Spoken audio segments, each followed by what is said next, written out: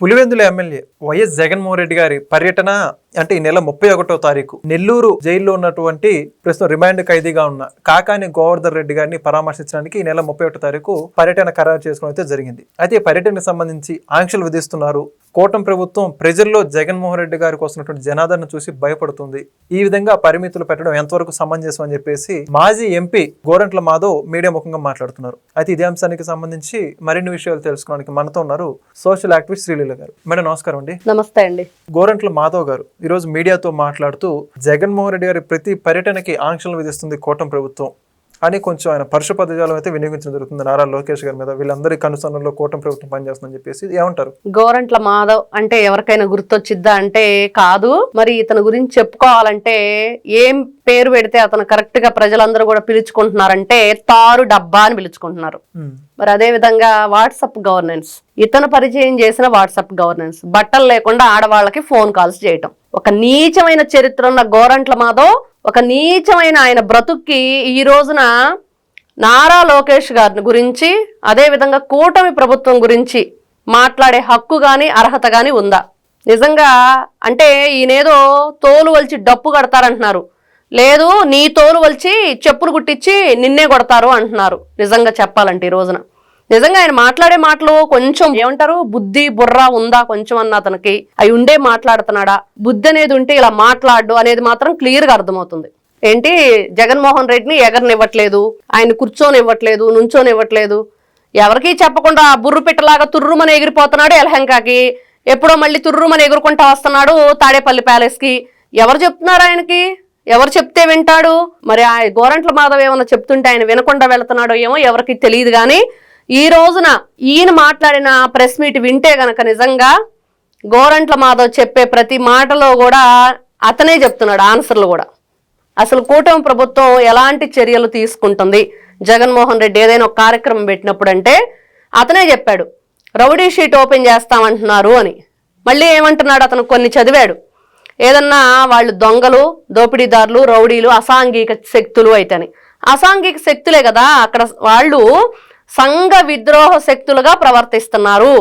అదేవిధంగా ఎదుటి వాళ్ళని రెచ్చగొట్టే విధంగా వాళ్ళు ప్లకార్డ్స్ పట్టుకొని మరి అదే విధంగా ఎదుటి వాళ్ళని రెచ్చగొట్టే విధంగా దాని మీద పరుషమైన పదజాలాలు ఉపయోగించి ఆ ప్లకార్డ్స్ అన్ని కూడా ఉంటున్నాయి. మరి అవన్నీ కూడా సంఘ విద్రోహ శక్తులే కదా వాళ్ళందరూ. అక్కడ జగన్మోహన్ రెడ్డి ఏమన్నా స్వాతంత్ర సమర యోధుల్ని లేకపోతే సంఘ సంస్కర్తల్ని ఎవరినైనా ఆయన పరామర్శించడానికి వెళుతున్నాడంటే కాదు. అక్రమంగా అక్కడ క్వార్జీలు ఇవన్నీ కూడా ఏ విధంగా అతను తరలించాడు. మరి అదే విధంగా చూస్తే ఇంకో అతను ఎవరు, లిక్కర్ మాఫియా. మరి చెప్పుకుంటూ పోతే జగన్మోహన్ రెడ్డి పరామర్శలన్నీ ఎలా ఉంటాయో చూసాం. మరి అదే విధంగా అతను పరామర్శించిన చోట ఎలాంటి పనులు జరుగుతాయి అంటే సింగయ్యని తొక్కించడం. అతనే అన్నాడు గోరంట్ల మాధవ్ హత్య అని. కూటమి ప్రభుత్వం ఇలాంటి చర్యలు తీసుకోకపోవటం వల్లే మరి హత్య జరిగింది అని మాట్లాడాడు, ఒప్పుకున్నాడు. మరి ఇవన్నీ చూసిన తర్వాత రాప్తాడు పర్యటనలో ఏం జరిగింది, మరి అక్కడ పైలట్ బ్యాగ్ పోయిందన్నారు, ఆ హెలిప్యాడ్ సంబంధించి ఆ విండ్షీల్డ్ ఏదో దెబ్బతిందన్నారు, రకరకాల దాని మీద చెప్పారు. మరి అదే విధంగా చూస్తే గుంటూరు మిర్చి, మరి అక్కడ సంబంధించి 14 టిక్కీలు ఎత్తుకుపోయారు. మరి తర్వాత చూస్తే పొగాకు బేళ్లు పొదిల్లో, మరి అక్కడ మహిళల మీద రాళ్లతో దాడి చేసి, పోలీసుల మీద రాళ్లతో దాడి చేసి, మరి అక్కడ ఎలాంటి సంఘ విద్రోహ శక్తులే కదా. మరి రౌడీ షీట్ ఓపెన్ చేయక ఏం ఓపెన్ చేస్తారు? ఒకప్పుడు మాజీ పోలీస్ ఆఫీసరే కదా గోరంట్ల మాధవ్, మర్చిపోయాడా? మరి ఆయనే చెప్తున్నాడు ఇంకో వైపు, మళ్ళీనేమో జగన్మోహన్ రెడ్డికి అతను తెలియకుండానే నిజాలు వచ్చేస్తున్నాయి అనమాట. మళ్ళీ జగన్మోహన్ రెడ్డి గురించి ఏదో చెప్పాలనే ప్రయత్నం చేస్తూనే మరి అక్కడ నిజాలు చెప్పేస్తున్నాడు. అయితే ఇప్పుడు మరి జగన్మోహన్ రెడ్డి గారి పర్యటనలు దృష్టిలో పెట్టుకొని కూటమి ప్రభుత్వం ఒక పక్క ఆ యొక్క పర్యటనలన్నింటిలో కూడా సంఘ విద్రోహ శక్తులు కావచ్చు అనేక చర్యలన్నీ కూడా జరుగుతూ ఉన్నాయి. అంటే సమాజానికి ఇబ్బంది కలిగించే చర్యలు ఇవన్నీ కూడా జరుగుతాయి. వాటిని ఉద్దేశించే కొన్ని పరిమితులు పెట్టామని చెప్పి వీళ్ళు అంటున్నారు. లేదు, ఆయన మీద వ్యక్తిగతంగా అక్కస్తోనే పెడతాను వీళ్ళు అంటున్నారు. ఏమంటారు, ఎవరు వాదన కరెక్ట్ అంటారు? ఇక్కడ అక్కస్తో అంటే అండి డే 1 నుంచి మనం చూసాం. ఆయన 11కు పరిమితమై పక్క నుండి కొన్ని రోజులు బయటకు రాకుండా మళ్ళీ బయటకు వచ్చి వీళ్ళు ఈ రోజున అతను ఫస్ట్ ఎక్కడికి వెళ్ళాడంటే ఢిల్లీ వెళ్ళాడు. జంతర్ మంతర్లో ఏదో చాలా మంది చనిపోయారని చెప్పేసి ఏదో ఈ గవర్నమెంట్ని రద్దు చేయండి అని చాలా రకాలు చేశాడు. అప్పుడు ఎవరేం మాట్లాడలేదు దాని గురించి. సరే మీరు ఏదో చెప్తున్నారు కదా లిస్ట్ ఇవ్వండి అంటే కూడా ఇవ్వని పరిస్థితి. తర్వాత చూస్తే ఇతను పెట్టిన ప్రోగ్రామ్ ఏంటంటే రాప్తాడు, తర్వాత గుంటూరు, ఆ తర్వాత సత్తెనపల్లి, ఇలా మనం వెంట చూసుకుంటాం. గంజాయి తెనాలి, గంజాయి బ్యాచ్ అంతా పరామర్శన, ఇవన్నీ కూడా చేసినప్పుడు ఎవరు కూడా ఎట్లాంటి ఆంక్షలు పెట్టలేదు. ఎందుకంటే సరే అతనికి కూడా ఒక మాజీ ముఖ్యమంత్రిగా ప్రజెంట్ పులివెందుల మచ్చలు లేని పులి ఎమ్మెల్యే 11 ఎమ్మెల్యేగా రకరకాల కారణాల వల్ల అతనికి ఇచ్చారు. కానీ అక్కడ చూసాం ఈ దండుపాళ్యం బ్యాచ్ ని బంగారుపాళ్యంలో మామిడి పళ్ళతోటి ముందలగానే లారీలని పెట్టుకోవటం, అవన్నీ కూడా ట్రక్కులతో తొక్కించడం ఎలా చేశారు. మరి పొగాకు పొదిరికి వెళ్ళినప్పుడు మహిళల మీద దాడులు, మరి ఇన్ని రకాలుగా చూసి అక్కడ ప్రాణాలు పోతున్నాయి. మరి వీళ్ళ వల్ల కావాలని చెప్పేసి వీళ్ళు మందు బాటిళ్ళు ఇచ్చేస్తున్నారు, డబ్బులు ఇస్తున్నారు, బిర్యానీ ప్యాకెట్లు ఇస్తున్నారు. ఇవన్నీ చూసిన తర్వాత జన సమీకరణ చేయడానికి వీళ్ళు రకరకాల ప్రయత్నాలు. అంతకుముందు చూసాం ఒంగోలు దగ్గర మేదరమెట్ల అనే గ్రామమో ఏదో ఆయన వైవి సుబ్బారెడ్డి వాళ్ళ తల్లి చనిపోయినప్పుడు కూడా జగన్మోహన్ రెడ్డి వస్తున్నాడు, ఖచ్చితంగా అందరు రావాలని చెప్పేసి డబ్బులు ఇవ్వటం కూడా జరిగింది. ముందు రోజు వెళ్ళి ఇంటింటికి పిలిచారు. అంటే ఆ పెద్ద కర్మ జరుగుతుంది, భోజనానికి రమ్మని పిలవటం కన్నా కూడా ముందు జగన్మోహన్ రెడ్డి వస్తున్నాడు, అందరు రావాలని చెప్పి వీళ్ళు జన సమీకరణ. ఇవన్నీ విని చూసిన తర్వాత అక్కడ నష్టం ఏం జరుగుతుంది? ప్రాణ నష్టం జరుగుతుందా? ఆస్తి నష్టం జరుగుతుందా? మరి సంఘ విద్రోహ శక్తుల వల్ల మహిళల మెళ్లల్లో గొలుసు తెలుంచుకుపోతున్నారా? మరి పురుషుల పాకెట్ వాళ్ళ జేబుల్లో పరుసులు కొట్టేస్తున్నారా? మరి ఇవన్నీ రకరకాలు చాలా జరిగినాయి. ఫోన్లు పోయినాయి, డబ్బులు పోయినాయి, అన్ని రకాలుగా చూసిన తర్వాత కాదు దీని మీద మనం కఠినంగా చర్యలు తీసుకోపోతే ఖచ్చితంగా ముందు ముందు చాలా నష్టం జరిగే పరిస్థితి వాటిల్లుతుందనే కారణాలతోటి ఈ రోజున ప్రతి ఒక్కరు చూస్తున్నారు ఏం జరుగుతుందనేది.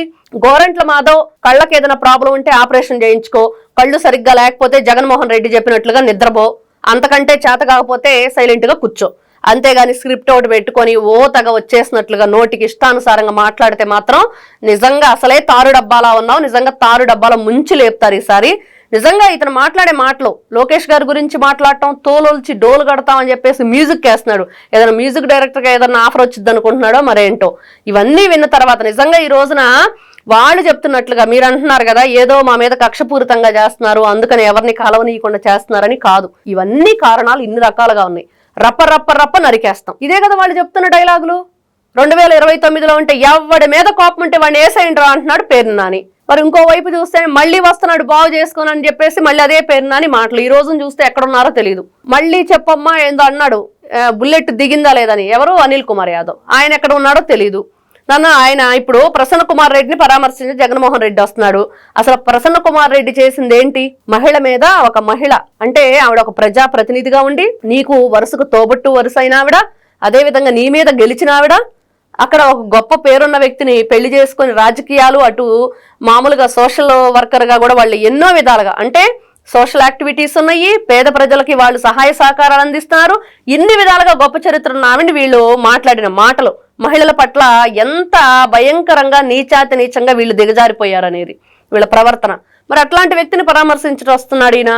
ఫస్ట్ నుంచి మనం చూస్తుంటే జగన్మోహన్ రెడ్డి ఇట్లాంటి వ్యక్తులకే ఎక్కువగా సపోర్ట్ చేస్తున్నాడు తప్పించి మరి రాష్ట్రానికి ఏం అవసరం, రాష్ట్ర ప్రజలకు ఏం అవసరం, వాళ్ళకి సంబంధించి నేను ఒక ఎమ్మెల్యేగా ఉండి నా నియోజకవర్గానికి నేనేం చేస్తున్నాను అనేది ఏ రోజు ఆలోచించలేదు. గోరంట్ల మాధవ్ మాట్లాడే మాటలకి, పెట్టిన ప్రెస్ మీట్కి అర్థం లేదు, ఆయన మాట్లాడే మాటలకు అంతకంటే అర్థం లేదు. ఖచ్చితంగా ఈయన చేయాల్సింది ఏదన్నా చెయ్యాలనుకుంటే వెళ్ళి జగన్మోహన్ రెడ్డితో పాటు మీరు కూడా కార్యక్రమాల్లో పాల్గొనండి సైలెంట్గా. Thank you. నమస్తే. Please subscribe to Leo News for more videos.